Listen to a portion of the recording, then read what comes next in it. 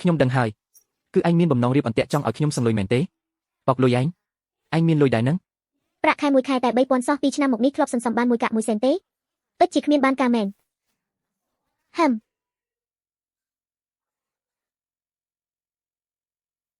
នាងជីសៀឯងកំពុងតែបោកប្រាស់ហើយចង់ប្តឹងប៉ូលីសហេប្តឹងទៅឲ្យលឿនឡើង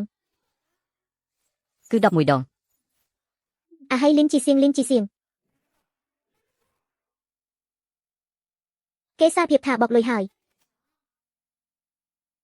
មិននឹកស្មានថាយីនជីសៀឃើញស្ងាត់សោះតែធ្វើរឿងដាច់ធម៌មេតាមលេះកិច្ចទៅណាផុតពួកយើងទៅផ្ទះវារកម៉ែវាហើយនឹងអាតាចាស់មិនព្រមងាប់នោះទៅ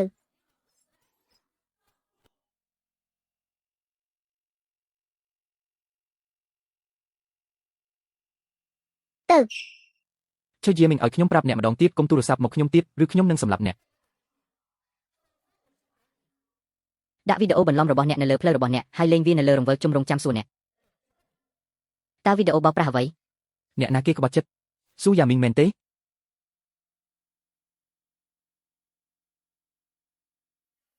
ម៉ាក់ខ្ញុំនឹងទុកពេលឲ្យអ្នកកន្លះម៉ោងដើម្បីទៅផ្ទះឬខ្ញុំនឹងបាក់ជើងឯង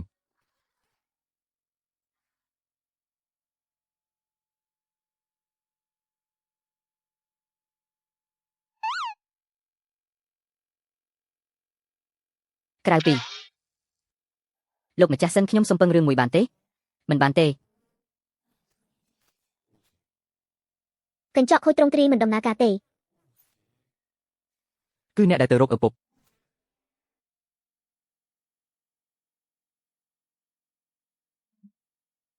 អ្នកណាសួរក្មេងនេះធ្វើបាបខ្ញុំពុកអ្នកនៅតែមានពេលពិនិត្យទូរស័ព្ទនៅទីនេះដឹងទេថាកូនកំឡោះខយាមីងបោកអ្នកជាឆែមិនហ៊ានប្រាប់គ្រួសារនាងទេវាធ្វើឲ្យខ្ញុំខឹងខ្លាំងណាស់អូសូមអត់ធ្មត់ជាតែងតែធ្វើអ្វីតាមវិធីវាស់វែងបាត់មិនអីទេគ្រាន់តែធ្វើឲ្យគាត់ខូចអូហូស្អែកនេះស្អែកឡើង150,000ស្អាតគាត់ហ៊ាននាំខ្ញុំទៅផ្ទះគាត់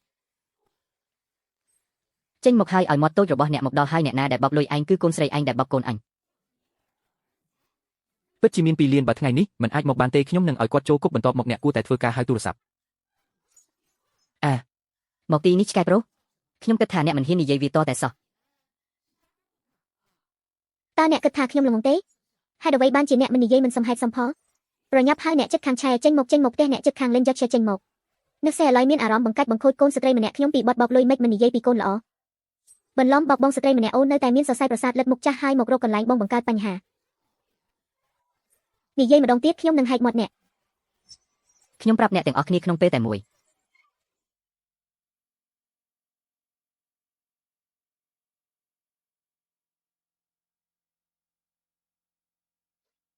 ចាប់ពីពេលនេះទៅបើម្ដាយខ្ញុំនិយាយខ្លាំងពេកធ្វើពុតជាមនុស្សហើយនៅស្ងៀម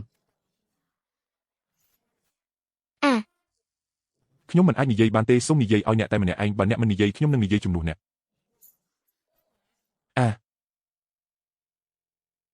ហើយសៀសូមត្រឡប់ទៅវិញឲ្យលឿនមិត្តប្រុសរបស់អ្នកនិងម្ដាយរបស់គាត់កំពុងបង្កបញ្ហានៅក្នុងទីធ្លារបស់អ្នកមានន័យថាអ្នកបានបោកប្រាស់កូនបរិសម្នាក់របស់គាត់ហើយអ្នកហ៊ានមកទីនេះទេខ្ញុំចង់ប្រាប់អ្នកពីហេតុផលសម្រាប់ការនិយាយច្រើនពេកម៉ាក់នៅតែហ៊ានវាយខ្ញុំមិនបានបញ្ចប់ជាមួយអ្នកទេហ៊ានវាយកូនបរិសម្នាក់ប្រពន្ធខ្ញុំអនុញ្ញាតឲ្យខ្ញុំទៅខ្ញុំខ្លាចអ្នកស្លាប់អ្នកគឺស្អាតជាងគេ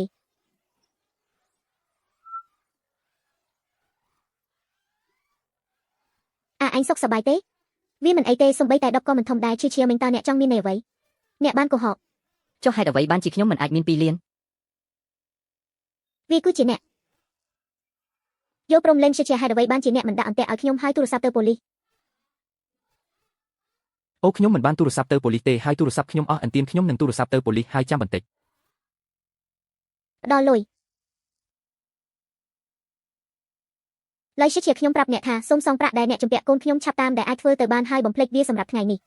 បើមិនដូច្នេះទេខ្ញុំនឹងមិនបញ្ចប់វាជាមួយអ្នកហើយអ្នកមិនហ៊ានហៅប៉ូលីសទេព្រោះអ្នកទាំងពីរដឹងក្នុងចិត្តថាវានៅតែមានតម្លៃ200ឡាវវ៉ាន់មិនបានសន្សំមួយកាក់ពីគាត់ទេខ្ញុំមានកំណត់ត្រាប់ទេប្រាក់រាល់ការទូទាត់នៅទីនេះរងចាំគាត់តើគាត់ជានរណាតើអ្នកមានទំនាក់ទំនងអ្វីជាមួយគាត់វាមិនមានអ្វីតាក់ទងនឹងគាត់ទេអ្នកគឺជាប្តីប្រពន្ធ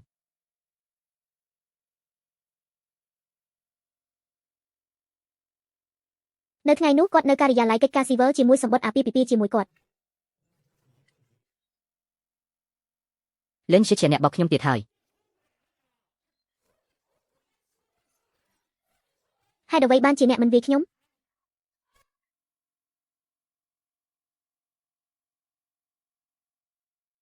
អត់អីទេបើអញទ្រាំមិនបានកុំបន្ទោសខ្ញុំថាអយុត្តិធម៌ អ្នកធ្វើពុតជាប្រធានក្រុមហ៊ុន Shen Group ហើយបានបោកបញ្ឆោតខ្ញុំឲ្យចុះកិច្ចសន្យា ពេលនេះគាត់ដឹងថានរណាជាប្រធានក្រុមហ៊ុន Shen Group គាត់ត្រូវបានគេរំខានបំផុតដោយអ្នកប្រើឈ្មោះគាត់ដើម្បីបន្លំនៅទីនេះ ពេលអ្នកប្រាប់គាត់ហើយគាត់នឹងសម្លាប់យ៉ាងម៉ឺងម៉ាត់ហើយគ្មានមេត្តា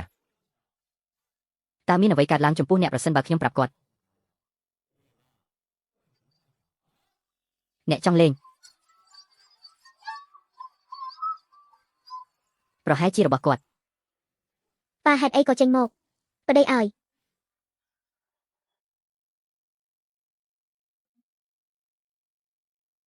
អ្នកចង់ធ្វើអី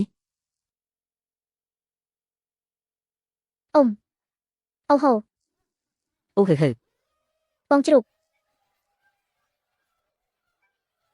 តើអ្នកនឹងធ្វើអ្វីហឹមគិតទៅ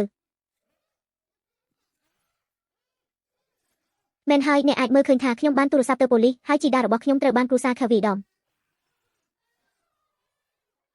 តើពួកគេចាស់ឬចាស់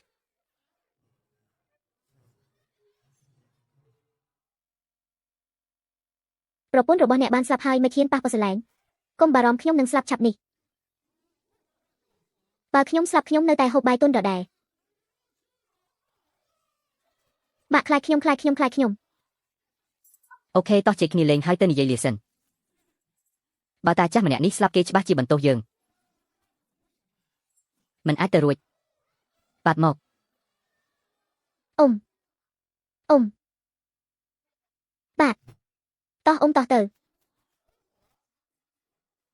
ឡើយទេបងប្អូនឡើយទេហាហាតើនេះជានរណាត្រង់ចុះស្លាប់របស់អ្នកបានคล้ายទៅជារឹងឥឡូវអ្នកហ៊ានបញ្ឆោតខ្ញុំដោយសម្បត្តិអាពាហ៍ពិពាហ៍คล้ายៗខ្ញុំគិតថាអ្នកកំពុងរមាស់មកពីខ្ញុំអត់មានបន្ទុកជាមួយអ្នក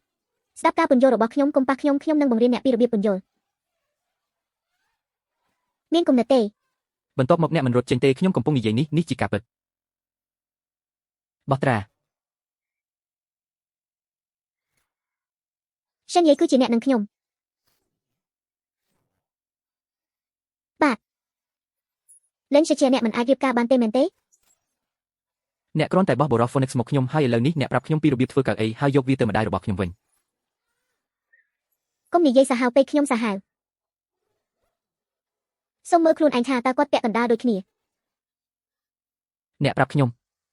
ខ្ញុំមិនដឹងថាគាត់អាចធ្វើការទៅធ្វើការរកប្រាក់និងរួមភេទបានឬអត់មិនអីទេ អញ្ចឹងខ្ញុំអាចធ្វើអ្វីគ្រប់យ៉ាងដែលអ្នកបាននិយាយ វាពិតជាអាចទៅរួច ខ្ញុំមានជំងឺប្រចាំកាយមិនបានគ្រាវទេ ជាការប្រសើរណាស់ដែលដំណើរការវារំខានពេកតើអ្នកអាចចាក់ចេញបានទេហេតោះទៅមុនអ្នកទាំងពីរចូលមកទីនេះ ទៅមុខហើយប្រាប់ខ្លួនឯងឲ្យស្លាប់